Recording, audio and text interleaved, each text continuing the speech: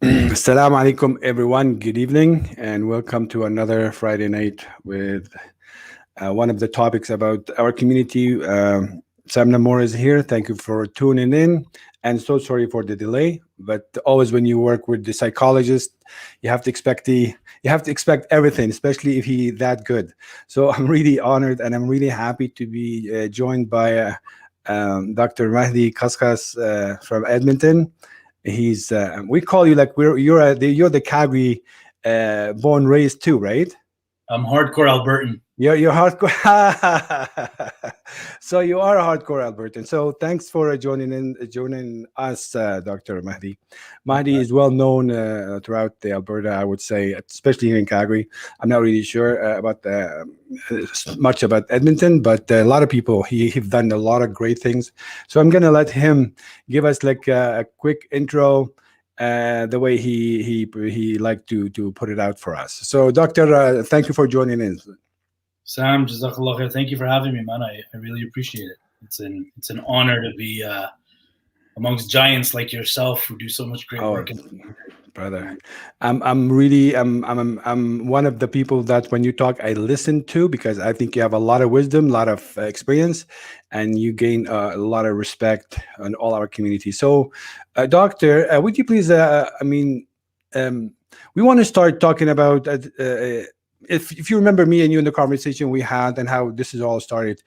I think we both agreed that one of the biggest issues we have in our community is we think we talk, we think we communicate, but really we do not. So would you please start from that point? Are we communicating the way it's supposed to? And that would be the starting point of our conversation tonight. Fair enough. So communication, I mean, everything is communication, right? You cannot not. Right. You know, you look at somebody a certain way, it sends a certain message. Problem is not necessarily what we say or what we experience, is how we perceive it. Right. It's perception that causes a lot of the problem. Right. So, you know. Yeah, I'm here. Yeah. No. I'm saying I like to think that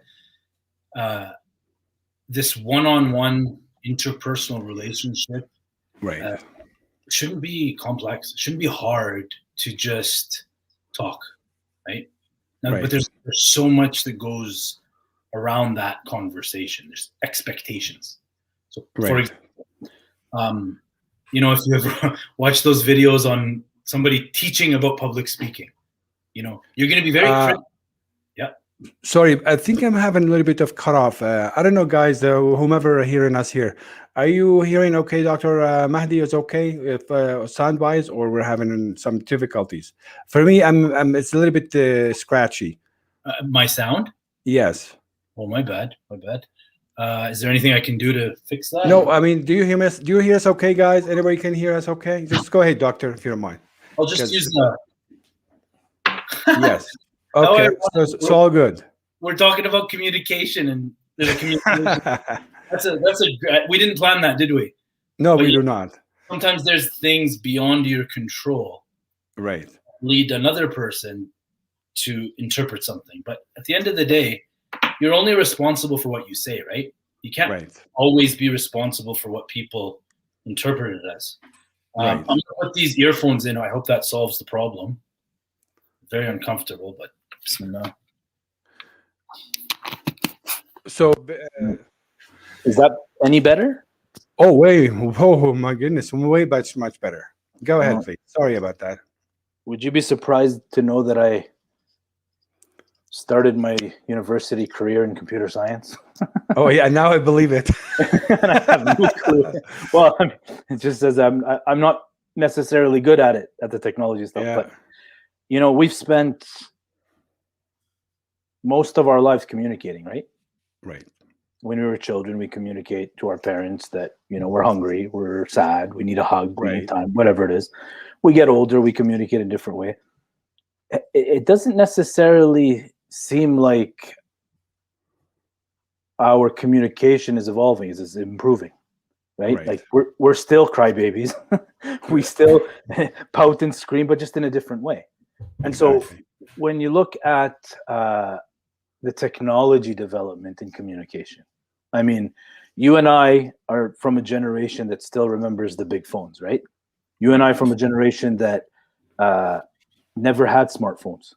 So we know what it's like to not have internet. Okay. Now imagine the context of our lives and what we've grown up in compared to somebody who doesn't know a world without internet. Right. That to them, internet is a necessity. It's a need, of course. And so this comes to a deeper issue called worldview. The way we see the world may not always be the same way the other person sees the world. And so that could be a whole nother array of challenges in communication. Right. You know what I mean? So when it comes to communication, interpersonal relationships, talking to people, counseling, leadership, research, all of these things, we have to always understand that people are not all the same. That's a given, right? But we don't always act that way, do we? No, sometimes we treat everybody in the exact same way.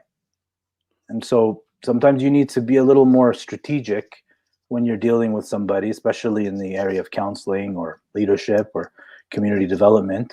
And you have to recognize that there's a lot of variables that go into a problem with communication. Right. Not the least of which would be technology, right? Like, I mean, so here we are post-COVID, and alhamdulillah, it seems like people are figuring it out, right? The reason I mentioned the doctor is I feel like we're having communication is one of the main issues, in my opinion, that we're facing is like we might say we do talk, we do make noise, we do make voice, like you can hear me, I can hear you.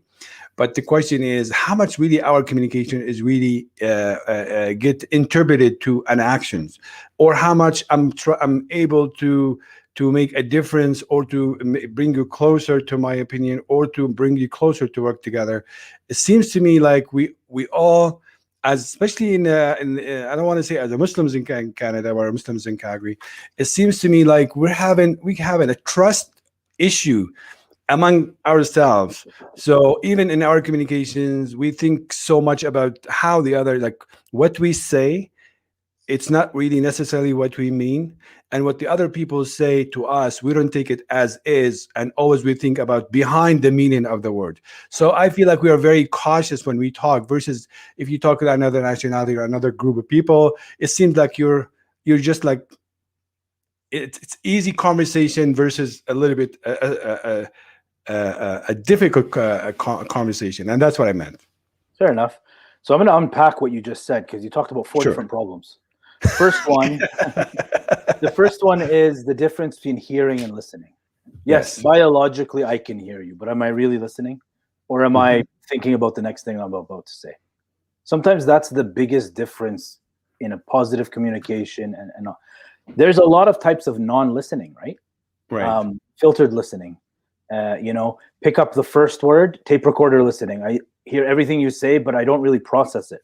So that's one. And that's why I think one of the essential skills for all counselors, essential skills for all humans, is effective listening. It's not something that is so hard to understand. It's clear. But we also can't shame people because they don't do it well. I mean, if you've never had the need to do it, if you're the type of person that's always the one speaking, everybody's always listening, then don't expect that person to develop those critical listening skills. Right. That's one. Okay, the difference between hearing and listening. Number two is that when you said that, okay, we're talking and we're communicating, but it's not reaching anywhere on the other person. Now you're talking about influence, right? And from what I know about yourself, you want to influence people so that they can collaborate, so that they can help each other, right? Right. And you and I share a similar vision, even though it might be termed differently. But for me, my mission is to help people, to help them, help me, to help you, to help them, to help themselves, right? Absolutely. At the end of the day, it's all about people taking ownership over their own goals and their own problems. So influencing people, that's a whole nother game, because there's also a lot of factors there. Right. The third thing you mentioned was trust. I mean, come on, trust is the most fundamental emotion. It's the first thing children develop. sense of trust or mistrust, right? For the the fans of developmental psychology out there. If a baby cannot trust its parents to respond to its cries, how do you think they're going to grow up? So if we apply any of these three problems to any specific community, you're going to realize that every human has a problem with those things. Right. We don't always listen effectively. We don't always have influence over others, nor can we control that sometimes. Trust is a two-way street, right? There's those trust banks that we build with each other. Right. But the fourth one is something that I think is easy to correct, because, say what you mean and mean what you say. You hear those cliche statements. But in this case, what it is that there's a type of communication style called passive-aggressive behavior. You know what I mean? Right. Are you familiar with that? Aggressive, passive, assertive, passive-aggressive. So I like to use this example for younger, let's say, Muslims. So let's say you're in the mall and you have to make wudu, washing up for prayer. Let's just say, right. And you put your feet in the sink, okay? And somebody walks in. Now, you could be passive and be like, "Oh, I'm sorry, I stepped in a puddle," for example. Either way, it's an awkward situation, right? Like your foot is in the sink in a public place. Probably shouldn't happen anyway, but whatever. It is what it is. It happens. The aggressive person would say something like, "My feet are cleaner than your face," you know what I mean? And get really angry and upset. And there's no need for that either. Right. An assertive person, you're washing up or whatever, would just go about his business. Nobody cares. Right. I swear to you, I think I did wudu in the Pentagon, and I felt more comfortable doing it there than I did in one of the malls in Calgary. Oh, really? How so? You did the wudu in Pentagon? Yeah, I didn't go to the Pentagon to do wudu. I mean, there's water anywhere. But I was invited on this International Visitor Leadership Program. Right. When they had invited me the first time, they're like, "Yeah, we'd love to have you," and all that kind of stuff. That's back when President Obama had called out that, build better bridges with Muslim communities. The Muslim Council of Calgary at the time had, figured that, yep, this is the best way to go to start expanding our social capital, dealing with criminal radicalization. The first topic they wanted to talk about was combating Islamic extremism, whatever the hell that is. Right. I said, I'm not interested. I'm like, why? I'm like, look, if you're going to send me on an excursion, and you're going to try to tell me that there's something inherently wrong with Islam, no deal. I'm sorry. That's the wrong way to approach this. Like, how do you expect to reach people when you're attacking their very essence, the important things in their life? Mm-hmm. They said, okay, you're right. Absolutely. Sorry. We don't mean to offend. Thanks for educating us. Great. Whatever. I said, however, if you have a program on crime prevention, immigrant refugee resettlement, youth work programs and all that, and part of that is preventing criminal radicalization. So people who are criminals in search of a cause and they happen to find Islam to use it, right? So they agreed. Anyways, and so when we visited the Pentagon, we met with some Muslims there and talked and all that. And that's why I ended up doing wudu in the Pentagon. So because we prayed, they actually turned the place that was hit by the plane, they turned that into a multi-faith chapel. Place where all people can pray, right? Sends the right message, I guess. So anyways, that's probably a deviation from what you expected me to say, but the idea is there's a difference between passive-aggressive behavior, and then you have passive-aggressive behavior. Passive-aggressive behavior is that indirect stuff. When you're talking to somebody and you ask them what's wrong, they're like, nothing. But so just say what you need to say. So when you're talking to people in the community and you identify some of that passive-aggressive behavior, well, then developing strategies to deal with that might. Okay. So, Doctor, I don't think we are. I think this is a really rare opportunity for me to speak to a psychologist who are really born, raised, young, and so diverse. Let me ask you. Let's get to the nitty-gritty of the conversation, and we don't want to lose focus on what the main topic where I wash my feet. Okay. We don't want to lose focus. We don't want to lose focus on what we want to really accomplish, which is to talking about what can we do to create a better future leaders and scholars who are within the Muslim community, especially for the youth side. So that's the end game, is to talk about that. Let me start with this first. From your experience, being a member of this community, what is the first 3 major issues do you think facing our community on the mental / psychological side? Loneliness and ignorance. Okay. Explain it to me, please, if you don't mind. Ignorance, not knowing, right? Loneliness, not having people around you, okay? Or even if you have people around you, you don't feel connected to them. So okay.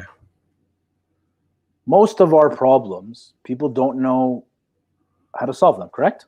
Right. Okay. So I don't want to try to simplify this too much. I know a lot of times people want the, univariate. What's the one variable that's the source of all of our problems? Right. There is no one source of all of our problems, right? Okay. So, but at the same time, I understand that people don't want to hear me talk for an hour about the 12 different variables that influence and all that kind of stuff, right? So I've narrowed it down to 2 things, okay? Right. Ignorance and loneliness. Now, when it comes to ignorance, ignorance can come in different forms. There could be willful ignorance. People just they just don't want to know, and that's a problem. And there could be ignorance because they actually don't know and nobody's ever told them. Right. So, for example, video game addiction. Okay, you have a lot of parents that are very, very upset with how addicted their children are to video games. Correct. Right. Before we get into other problems that all of society is still trying to solve, drugs, intoxicants, truancy, but in this case, for example, video game addictions. Right. In their nature, are video games bad? Right. Not necessarily, right? But the way the person uses it is seen as a problem. Now, what parents sometimes forget is that when that kid goes online, he finds a community, he finds a sense of belonging, right. He finds a sense of competence, accomplishment, goals. He finds people to mentor him or she. He or she doesn't have to look a certain way. They don't have to act a certain way.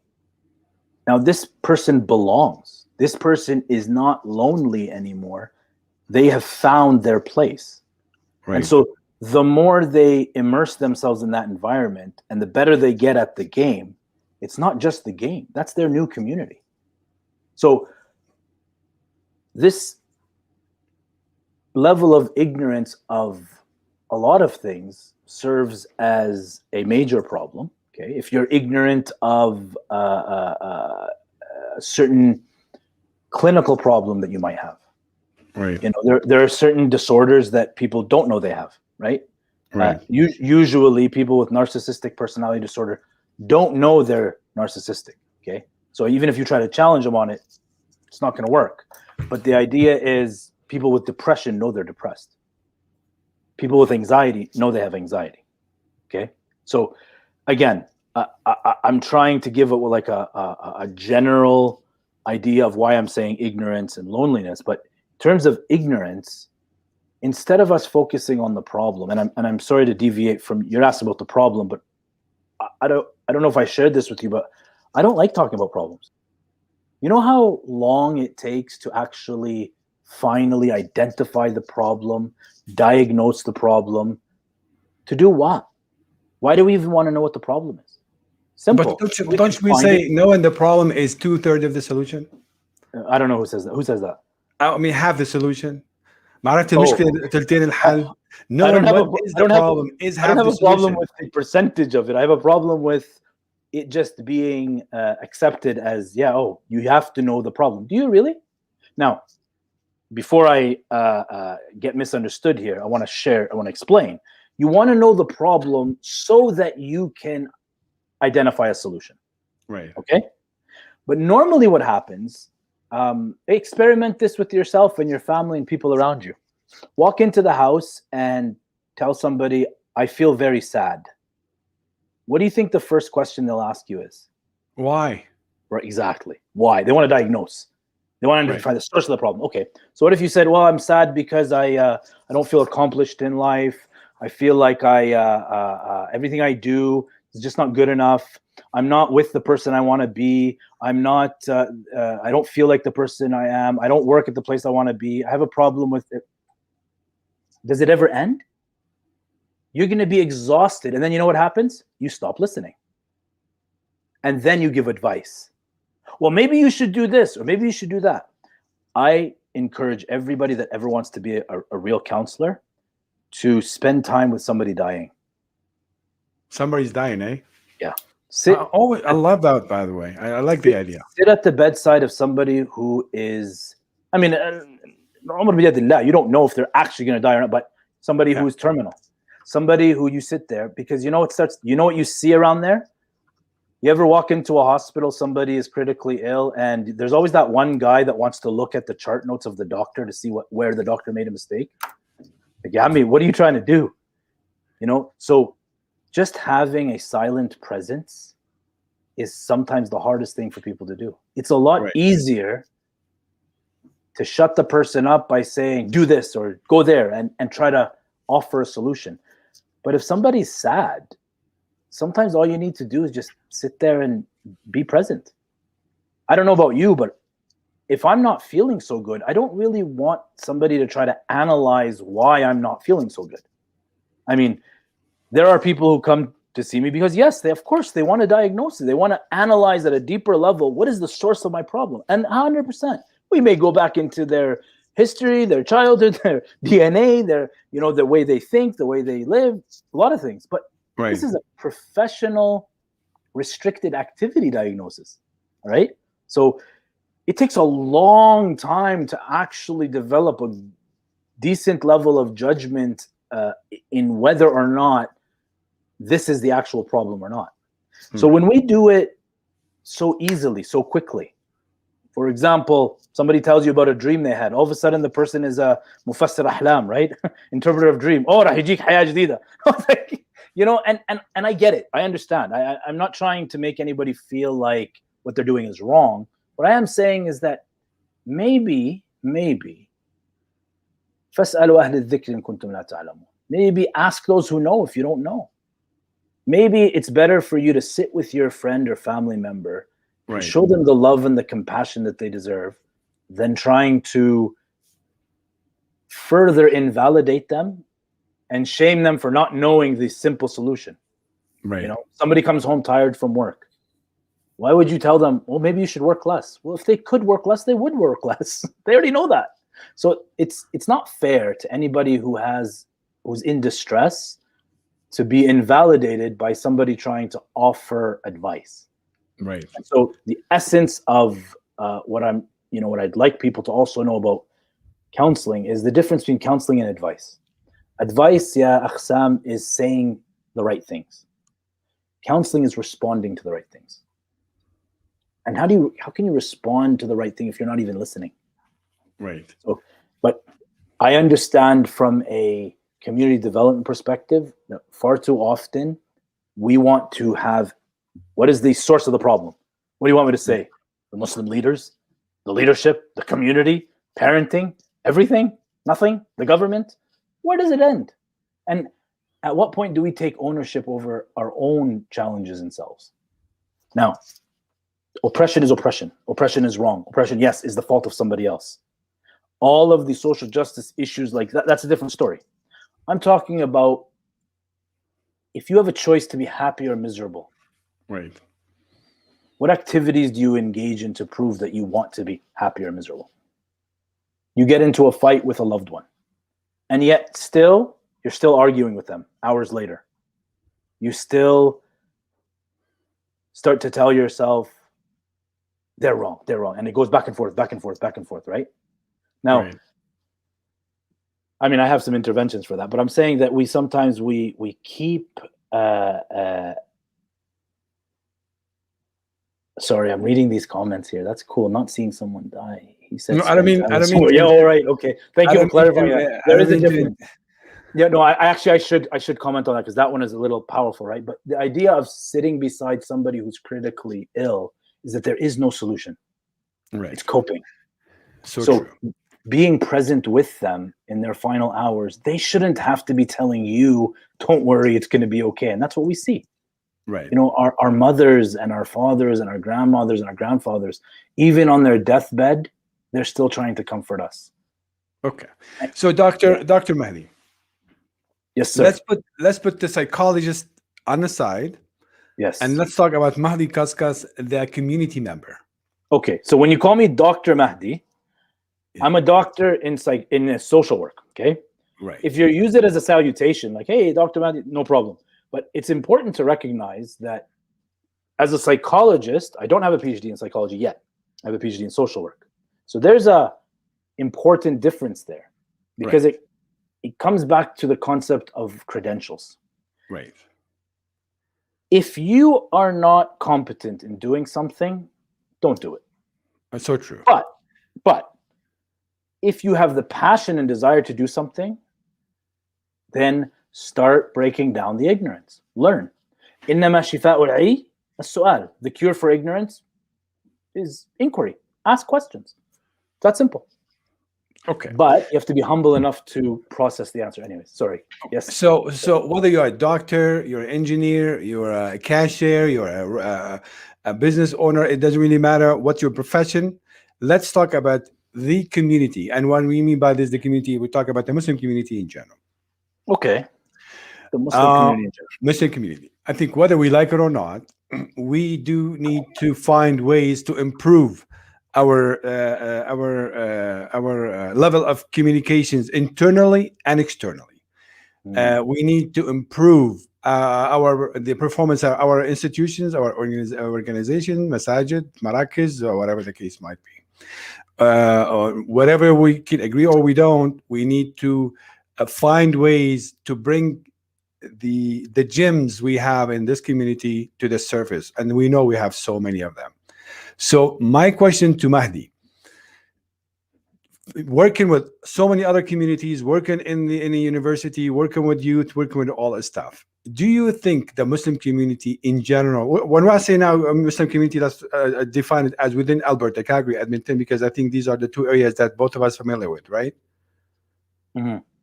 Okay. So when we say community, we mean Calgary and Edmonton Muslim community.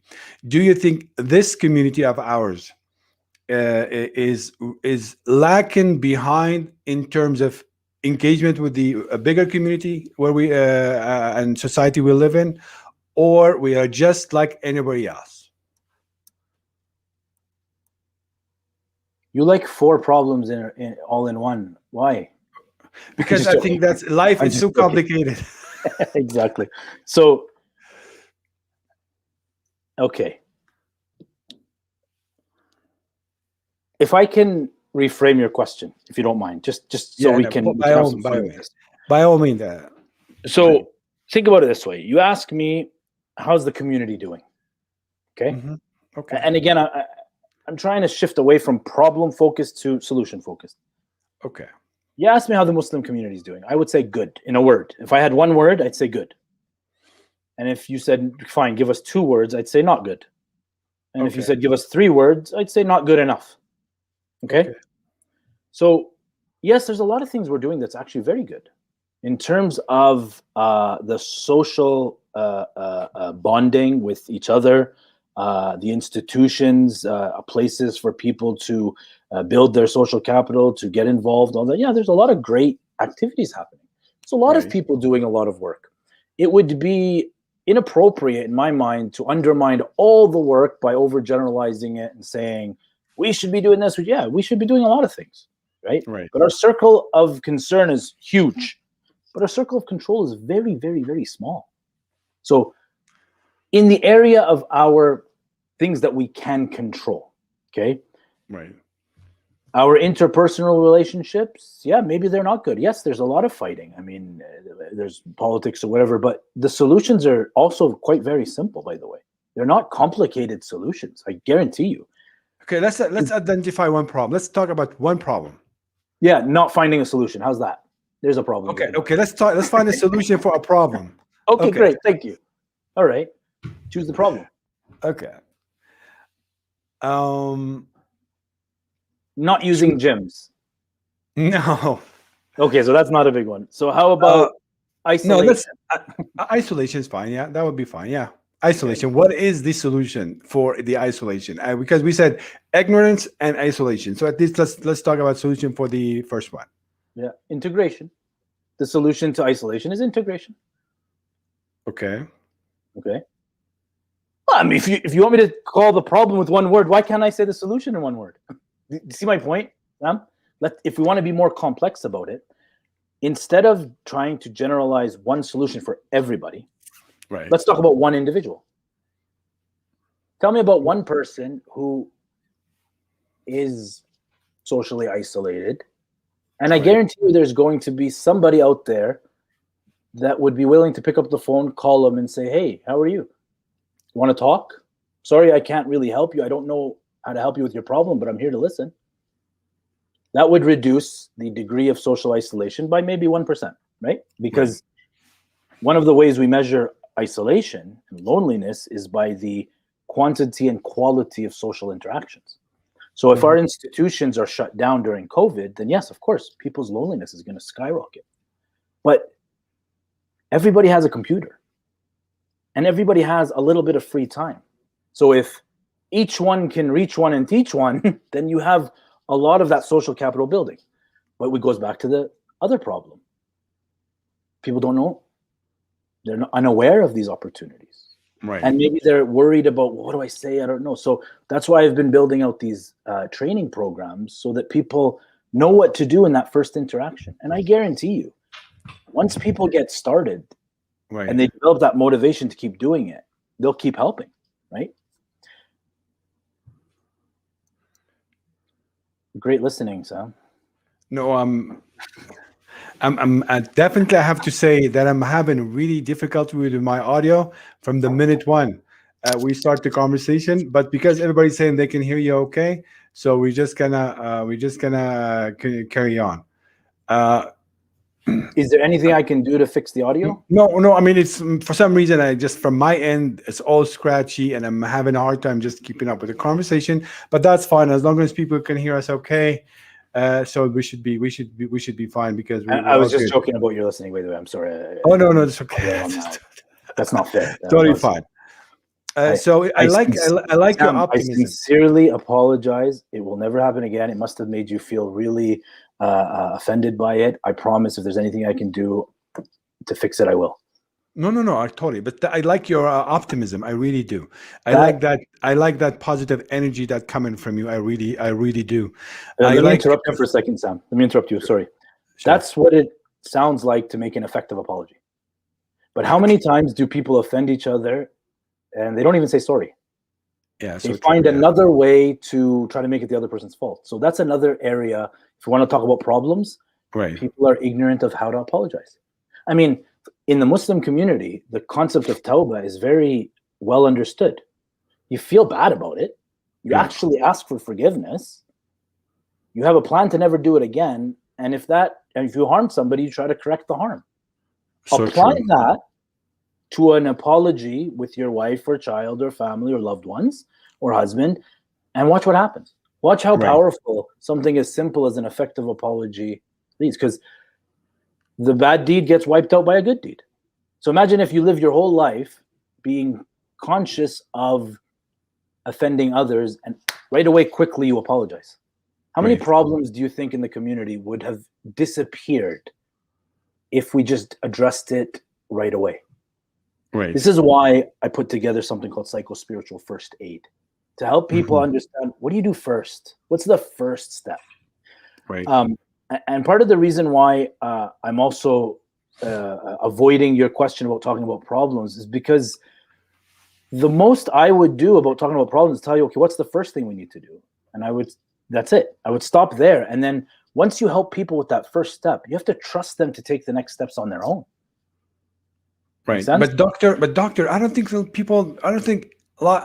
I understand what you're trying to say, but I think there's a lot of people that don't even know how to take the next step on their own. There's kind of people who like always to take them one step at a time, to guide them, to push them, to sometime, I don't want to say a negative talk will give you will give you a result. But even if you start to applaud in some people in our community, it might sound like nifaq, because, or the riya. If you say, oh, what a great job you're doing, blah, blah, blah, I think that people don't even believe. I really still believe we do have a communication problems internally, because we don't take the word as we hear it as it is. We always try to interpret it differently. You want to call this a problem? That's fine. And I really think one of the reason why I don't think we excel in faster and better and higher, because I think these communication skills between among ourselves, it's a little bit need to be strengthened and need to be revisited, because people don't take it.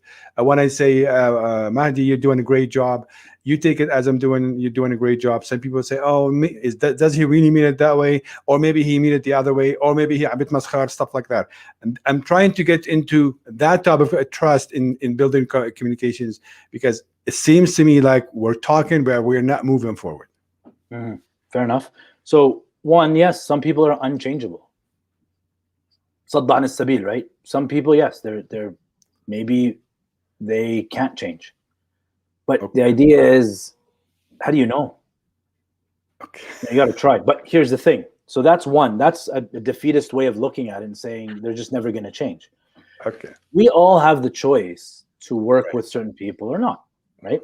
Right. But when it comes to trauma, okay, having such a terrible experience that it was almost life-threatening, I mean, that changes the way you see the world, doesn't it? Absolutely. Now, if we look at volunteers in the Muslim community who are constantly attacked, okay, and the discourse around volunteers in the Muslim community is very negative, by the way. It's not positive. And sometimes we do it implicitly and subtly. Oh, look at these people, look at that guy. But I want you to think of something.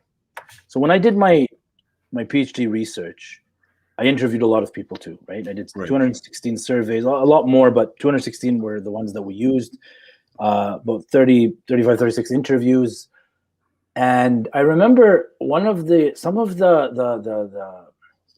stories that I heard were so powerful. And they made me rethink a lot of things. Like, for example, there's this notion in the Muslim community, whether here or abroad, that the activists, the religious people, their children are never involved. Do you ever hear that before?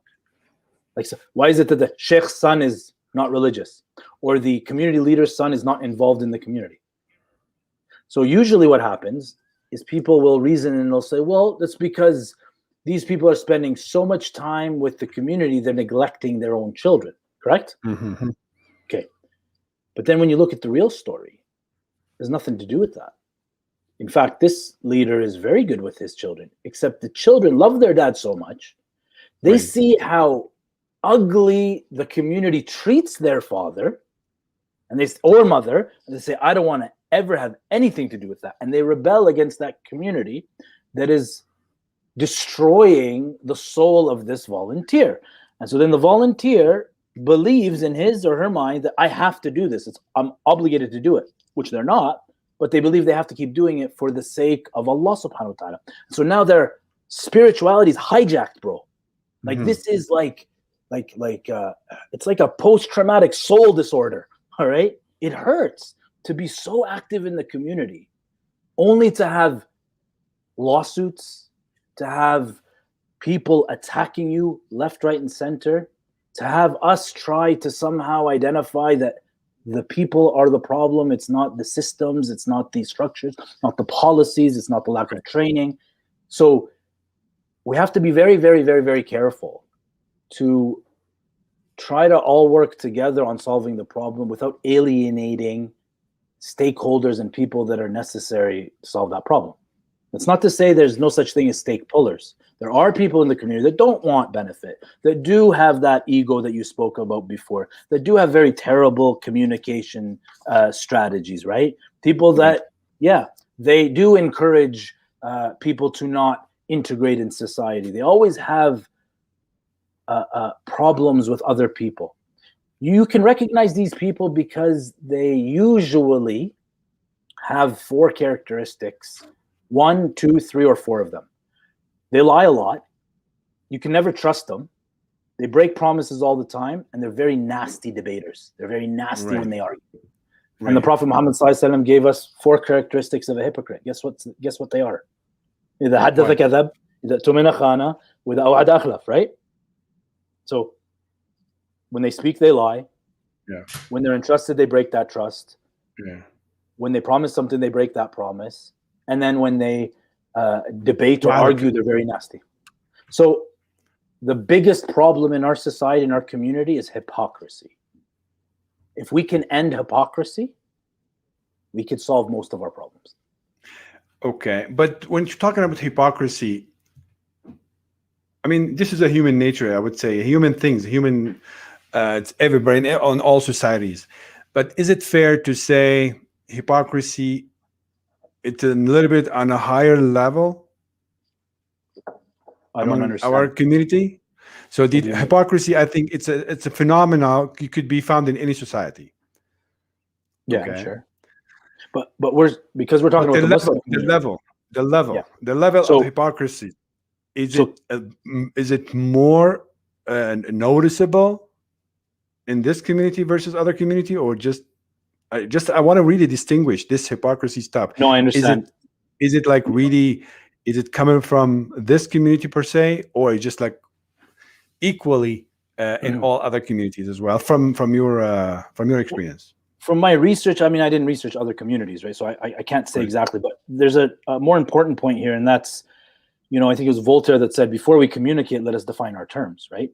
So the reason why I said the word hypocrisy, because it has a criteria, objective, observable criteria that can be used for an assessment of a problem, okay? So if you want to know you're a hypocrite, okay, I'm not talking about spiritual hypocrisy. We're talking about hypocrisy in our actions, because we can't judge people's intentions. You can't judge what's in people's hearts.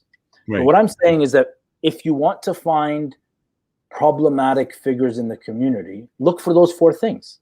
Look for liars, look for people who break promises all the time, people who break trust, and look for people who are very, very nasty when they argue. Why? Because the Prophet Muhammad ﷺ explained that. And so now in the Muslim community, if people don't accept that definition, well, they choose not to be part of the Muslim community. Does that make sense? Because to be part of the Muslim community, you adopt the Quran and the Sunnah. You know what I mean? I'm not talking about the different sects and all that. No, I'm just saying that every Muslim, by definition, believes that the Quran is the word of God, right? Absolutely. And so in this case, when Allah subhanahu wa ta'ala says something, or when the Prophet Muhammad sallallahu alaihi wasallam says something, that's a really, really great place to start. And then you bring that to the Muslim community. Because you can bring somebody else's definition of organizational dysfunction, or you can diagnose the Muslim organization based on a different standard, and that might work. But that goes against all of my work in localization and cultural adaptation, right? So you want to find a solution to a specific organization, well, you have to understand their worldview. You have to understand how they see the world, how they live, their culture, all that stuff. So in the Muslim community in particular, it's safe to assume that they all want to be better Muslims, correct? Absolutely. If they don't, well, then, I mean, what are you going to do, right? They're probably in the wrong place. So when you approach them from a psycho-spiritual perspective, you will find a better uptake, a better results than when you approach them with you should do this, you should do that. العرب مثل بحكي لك كذا وابصر ايش اسال المجرب ولا تسال الطبيب وكل العرب كذا تصدقش كذا. And all these common statements that we hear all the time, but all of them have one underlining thread, al-baghdha. Right? They don't like each other. There's rancor in their hearts. They had a bad experience with this person. It's also the source of racism and discrimination. You have one bad experience with one person, and all of a sudden the whole population is to blame. As Muslims, we're no strangers to Islamophobia. Of course. I mean, as people who come from countries that are war-torn, we're no strangers to collective punishment either. Both are wrong. You know what I mean? A whole town can be leveled because of the actions of one person. So should a whole organization be leveled for the actions of one person? There was sorry. Go ahead. No, but it's not like one person only, but when one person after another, then really you give the other side the reason to say. Anytime you see a problem recurring in a pattern, look to the system. You have to look to the system.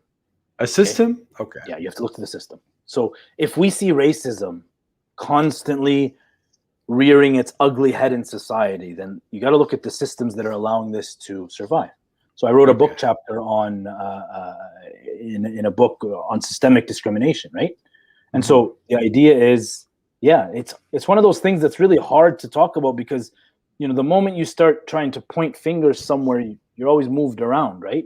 So I don't like exploring at the meso or macro level systems, right? Like which means like nationwide politics or a societal level politics or problems between groups. I'm a individual level analysis guy. Okay. One-on-one, Okay.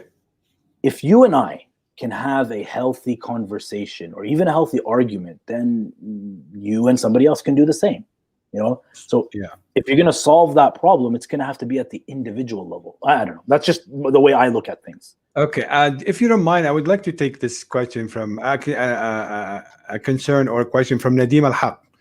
Nadim says, I always hear from members of our community that we have to have a thin skin if you want to participate in any capacity in this community, regardless what he calls it. I mean, is that true that you have to have a thin skin if you want to participate in any part or any side of this community, or that just or this is not true? Oh man, Nadim, what a perfect question, man. What an amazing way to put it too. And we'll get back to calling BS on that because of course that's BS. First of all, we're humans. We're not reptiles. We can't develop thicker skin. I'm sorry. We are humans. We have emotions. Rejection hurts. Okay. Not being appreciated hurts. Loneliness hurts. Guilt hurts. All these things hurt. We're humans. No, we should not be developing thick skin. Policies should develop better protection for us. Okay. So like a repellent come from the policies, not from the individuals. Right. That's one. Number two, when you say to somebody you should have thick skin in this industry of volunteering, what you're basically saying is just accept abuse. Totally wrong. Okay. Right. That's two. Number three, when somebody is doing it, so let's say in the Muslim community, and this is the worst of all, you're doing it for the sake of Allah, and then somebody tells you, well, if you're doing this for the sake of Allah, you shouldn't complain. That's spiritual hijacking. You're attacking their sincerity. Okay? It's only a matter of time before that person feels traumatized by your experience with them, and they're going to turn against you. And then you ask why we have lawsuits between organizations. Look to how we treat the volunteers. Okay? That's not all of them, though. And it's not because they're doing it intentionally. It's because we've always been told as a Muslim community, when you say Muslim community, very diverse, right? But the idea is, which one of us has not experienced, whoever lived abroad, a country that's, suffering from so many problems. And just because it's okay there doesn't mean it's okay here. And how many times do people try to import systems that didn't even work there? It's not going to work here. I have no problem calling BS on things that go so fundamentally against the Islamic ethics. I don't care to who. In the beginning of this, you said I'm a young person. I'm sorry, I'm not young. I'm 40. And when I turned 40, I turned 40, I had a very, very fun conversation with some of the elders. I said, look, when I was 39, I was considered shab in the Arabic lingo. At 40, I'm now an elder, sheikh. I would say. I'd say you and I are the same age now. I don't care if you're 30 years or 40 years older than me. Both of us have less time left on our lives than we've already lived. So we have to often, when calling BS, one, we have to be assertive, not passive, not aggressive, not passive-aggressive, okay? We have to be assertive, which means, look, when it comes to haqq, say it very kindly. When you're dealing with elders, always show respect. Doesn't mean you can't say no to them. Doesn't mean you can't tell them, I think there's a better way of doing that. Elders always want respect. But when it comes to youth, always show mercy. Let them, if they make a mistake, that's the last thing you want to do is jump on them for it, right? So there's a lot of stuff. But in terms of answering Brother Nadeem's question, developing thick skin, absolutely, that's wrong. But, however, developing resilience, the ability to bounce back when bad things happen, that's a different story. There are a lot of non-work obligations in the volunteer world. There's a lot of things that we don't like doing as volunteers. It's not always intrinsically motivating. Like we're not loving doing it. Driving to the volunteer experience is not always fun. Wasting a lot of time. There's the dark side to volunteering too. But somebody else telling you to develop thick skin is like you going to somebody with a problem and them prescribing the solution. Okay, so like, oh, you should have sabr. That's offensive sometimes, but instead, it's a lot better for a person to tell themselves, you know what, I'm not going to let that bother me. I'm going to develop a better, if you want to use the word thicker skin, but there's no such thing as developing thicker skin, unless I'm wrong. I mean, biologists and epidemiologists, people that study the skin, might have a different opinion, but I don't think you can develop thick skin. Perfect. I do apologize. Honestly, I don't know. No. I'm really having a problem with my headphone, I guess, and I'm even hearing all scratchy. But I think I listened to it from my cell phone. It sounds like pretty good. But that's one of the reasons why I'm not really keeping up with what he's saying, because it's coming as scratchy. But anyway, I do have, if you don't mind, one other question from Mo Bust. Do you think our children will have a bright future in Canada, and if so, why?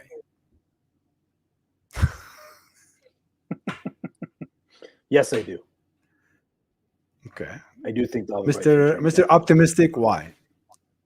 I don't know if it's optimistic. I think it's just, what's the alternative? They'll have a dark future. That's a good question. I like that. Right? Yeah. So we don't know, though, Mr. Mobast.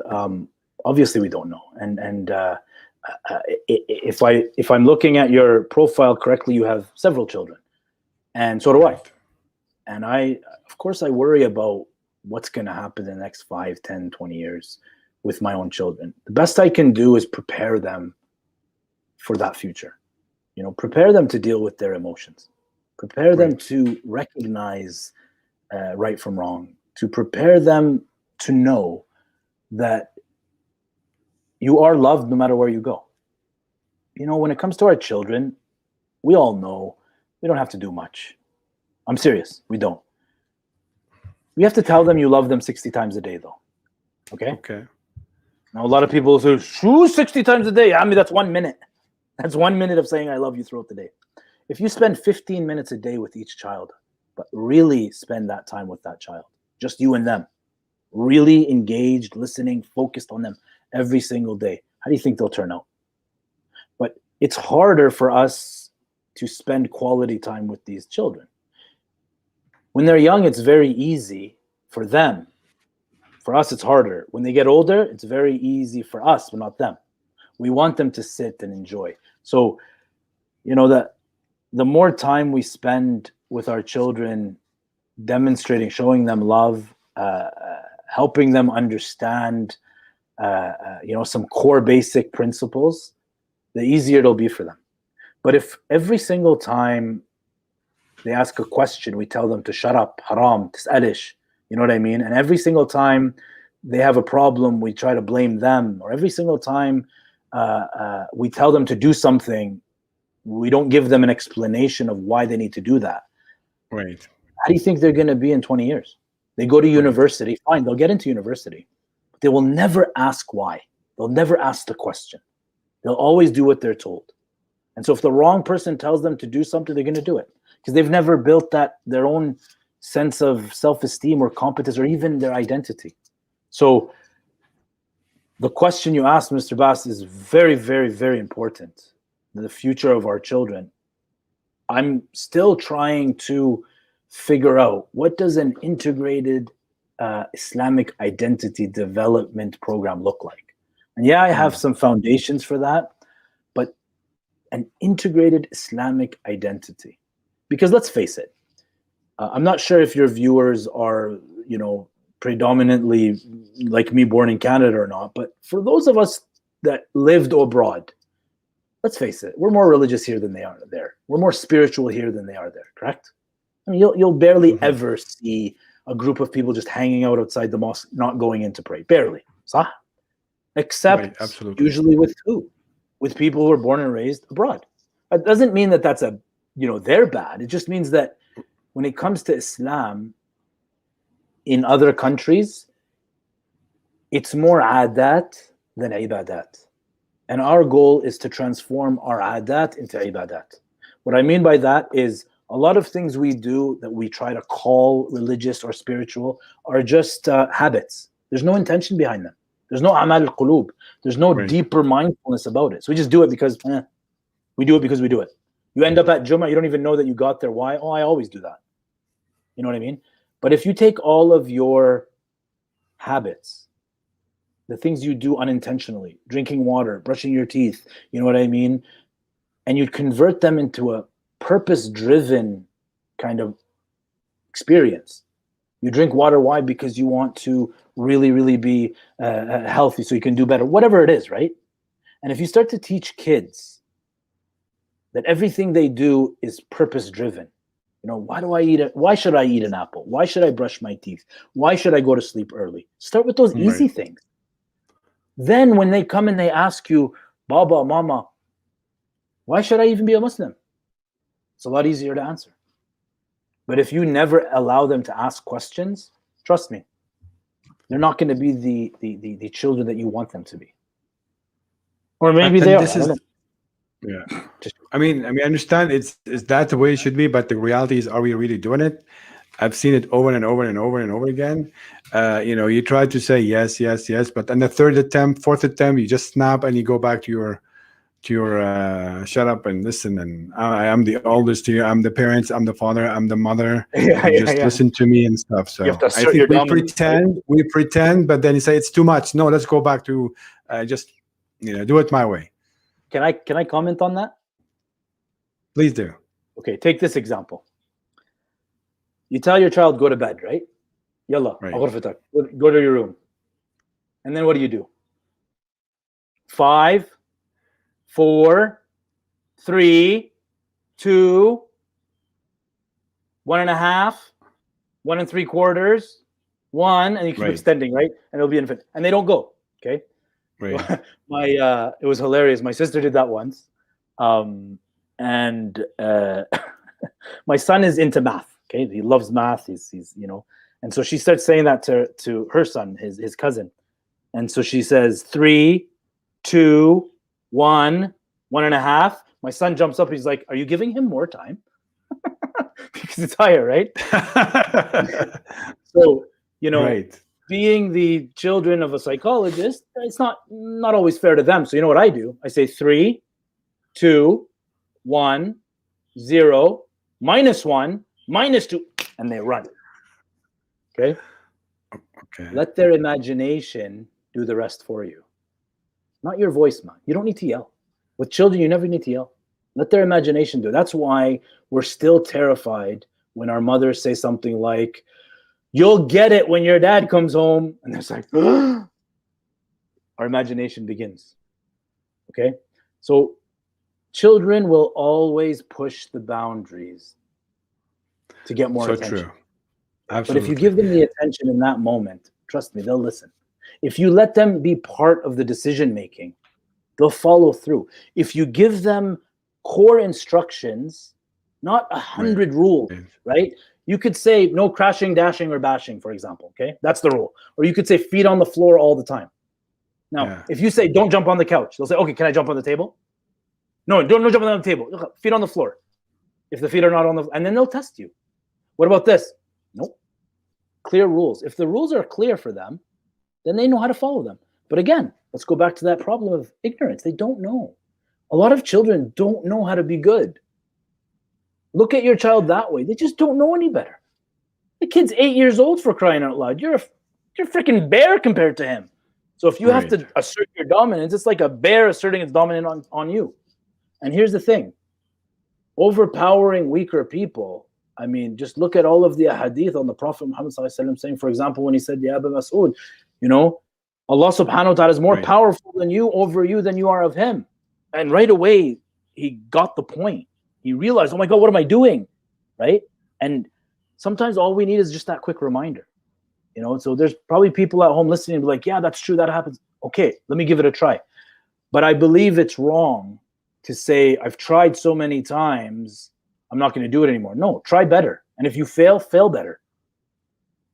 So true. But it's a process. Take the hadith, for example, the one that all the elders know off by heart. Even if they don't know a single ayah from the Quran or hadith, they know, وَضْرُبُوهُمْ عَلَيْهَا لِعَشْرٍ, right? And beat them at 10 when it comes to everybody knows that one. So I'm sitting with a group of elders, and remember, I'm 40, so I'm now an elder like them. So I don't have to be cautious. They love me, I love them, so they're not offended. I said, okay. I said, you know this hadith to mean if they're not praying by the age of 10, they should be beat. Okay, that's how you interpret it. So I tell them, okay, so if my dad doesn't pray, should I beat him up? Right. And then they're like, no. They don't know what to, right? Now, of course, they know me, so they know that if they answer, then I'm going to get into this whole, explanation part. And they know I'm going to explain it. It's just a shocker. If my dad doesn't pray, should I beat him up? No, stuff. So, like, choose, man. Either you're going to follow the whole thing properly, or you're not going to follow it at all. But you can't take half and leave the other. Because the hadith, the proper aspect of that is what? Right. 0 to 7, for 7 years. Muruhum. Just love them. Be playful. Don't even tell them to pray. Trust me, they'll see you and they'll love to pray. You don't need to force anything on them. You just need to be a good role model. They're going to follow you, especially if they love spending time with you, and they will. Then from 7 to 10 is like the training phase, right? It's now you develop the training. But imagine if you had an employee, for 7 years, you let them do whatever they want. And then for 3 years, rigorous training. And then when they're 10, they still don't know how to do it. Yeah, you'd get rid of them. In this case, as some people like to joke, they'd say, Wallahi, if 7 years of love and concern and care with 3 years of trading, right? That's how we normally talk. But the idea is, if you train a child to do anything for 10 years with the proper process, they will be anything. I mean, that's a fundamental concept in when you look at the nature and nurture debate. When they say are we just born this way or do we learn it? Well, I mean, let's say it's 50-50, but you can train any skill. That's why it's called it's trainable. So can we train people to be better listeners? Yes. Can we train them to be better thinkers? Yes. Can we train them to be better speakers? Yes. We can train people to do a lot of things. There are some things that, yes, maybe you can't train. But let's live in a world where we end ignorance through education, not confrontation. Okay? And let's live in a world where we can actually believe in ending loneliness, because there are enough people in the world to be connected to each other to end loneliness. It's not a resource problem.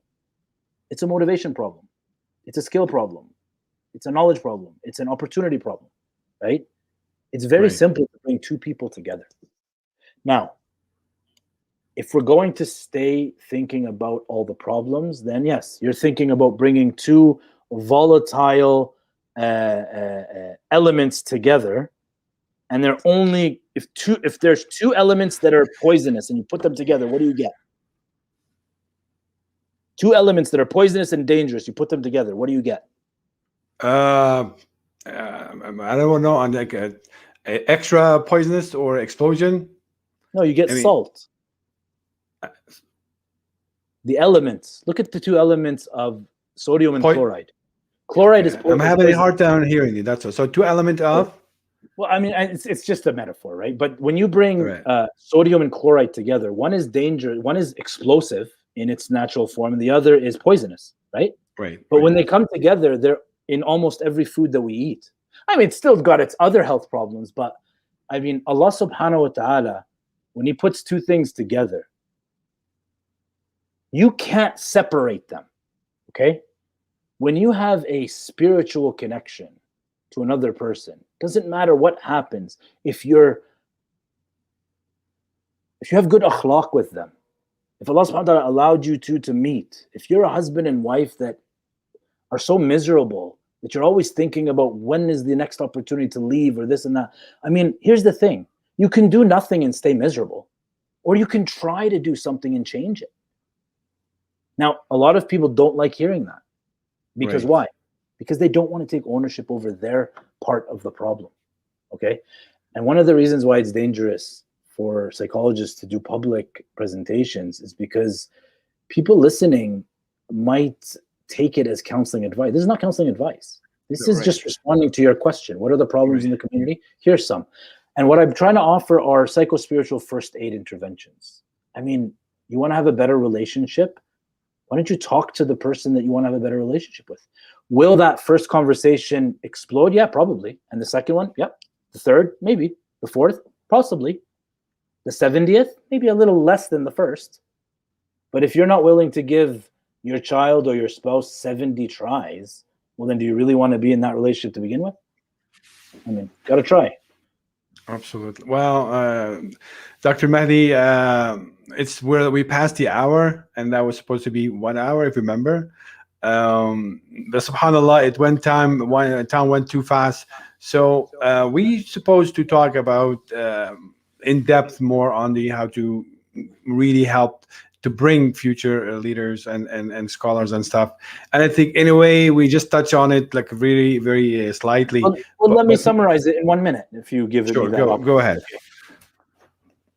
Leadership and scholarship can both be enhanced and developed by understanding counseling, by understanding humans, by understanding all this stuff, okay? So that's one.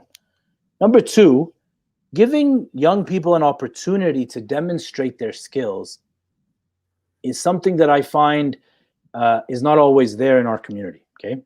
Take, for example, how many young refugee children who only speak Arabic do you know are probably really good public speakers? Can you name 5? Oh, yeah, of course. Okay, so when you look at those people, why are we not developing bilingual public speaking competitions? Why? So you can have an equal playing field with mainstream society. You know, both have to speak in 2 languages. Good, you give them that opportunity. Okay, that's one. Another thing is, you have a lot of people doing research on certain communities, right? And these are the future scholars we need to be supporting. Like you have young Abdullah Bernier doing a study on Syrian refugees and autism, right? You have all these other people. You have Mohammed Rafiq, for example. He's doing a lot of work in terms of counseling in Calgary. You have a lot of people who have been doing a lot of work in terms of youth leadership and development. What I'm saying is that if we can add counseling competencies to the existing future leaders and scholars' competencies, then you have an amazing group of young people who can not only help themselves, but also help others to help themselves. So true. I hope that's... I mean, definitely, and this is a really, this is like the best advice in 30 seconds, mashallah, Dr. Mahdi. There's so many things, honestly, that we can talk about, but I think I don't want to stretch it for too long. We're past the hour. I'm going to leave the final thought for you, Doctor, if there's anything you would like to say before we say good night to our viewers. Yeah, I would. First, I'd like to thank you, Jazakallah khair, for doing this. This is very, you know, this is my 4th speaking engagement today. Okay. MashaAllah, MashaAllah. And, you know, each one gives me more energy. And the reason for that is I consider this to be my serious leisure. Okay. It's something internally motivating. There's a reason why I do all this. Right. If I'm allowed to do it in my way, the way I want to do it, I have that sense of autonomy, then that's 1/3 of internal motivation. If I do this and it builds connections with other people that care about me and I care about them, that's 2/3. The third is competence, feedback, right? When you get positive feedback from others, it means so much. And trust me, all those people that are that send messages, thanks, this and that, those things actually, a lot of times we'll say, oh, we don't care about the praise and all that. We don't desire that. Nobody desires the praise. They do it for the sake of Allah. They do it. But the thing is, saying thank you, saying sorry, being courteous is always appreciated. Okay. So for those volunteers out there that believe somehow that if you're praised for your hard work, especially you, Sam, and all the other activists, you think that somehow that's riyah. There's a clear hadith that the Prophet says, they asked him about a man who does good and people say, wow, good job. He said, it's an early glad tiding for the believer. So if somebody says you're doing a good job, don't interpret it as, oh, they're probably making fun of me. Don't ever do that. If somebody says something positive, have husn al-dhan, assume that it's positive. And that's that, inshallah. So I hope we came full circle around. And I was really, this was a lot of fun. Thank you. Jazakallah kul khair. And mashallah, Dr. Mahdi, I want to apologize for the technicalities that I'm having from my end. That really affect how I interact with the conversation. So I do apologize to you and not at all. To whomever with me here tonight. But in a way, it was really hard for me to hear clearly what's been to be it was awesome. fully engaged. So I do apologize for that. You showed the audience how to not listen. Just joking. No, but the Mahdi, Dr. Mahdi, it was so important for me to have this conversation because I really want people to know about you, know about your service, know about your phone number, know about your location. No, that's my office number. Can I just say something? I'm really sorry though.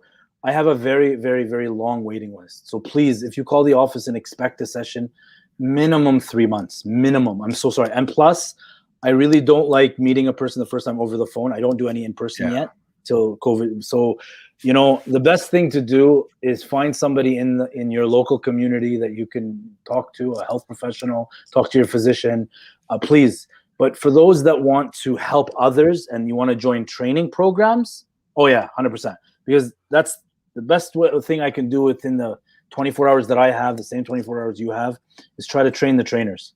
You know what I mean? To train people to do it themselves for others, right? So inshallah, so please forgive me if you call and they're like, yeah, okay, sure, 4 or 5 months, or they offer you somebody else. It's not personal, right? Absolutely. We totally understand. Jazakallah kul khair. I would have said don't even put my number up there if I knew it, but either way, that's my office number. And the girls that work with me are awesome though. You'll love talking to them, but again, thank you very much, Dr. Mahdi. It was really a pleasure. Thanks for all the people who tune in tonight. If you find this chat useful to you and to your kids or to your friends, please do share it and spread the word. We trying just to bring, we trying to move forward. All of us combine, learn from each other. And as Dr. Mahdi says, to be positive. And I like that attitude. I'm trying to be positive, but we'll keep trying. Be solution focused. It doesn't have to be positive. Be solution focused. It doesn't have to be I will try to be solution focused. So I'm going to finish this conversation with the Assalamu alaikum wa rahmatullah. Thank you very much. Jazakallah khair. Wa iyyakum. Barakallahu feek. Assalamu alaikum. Bye bye.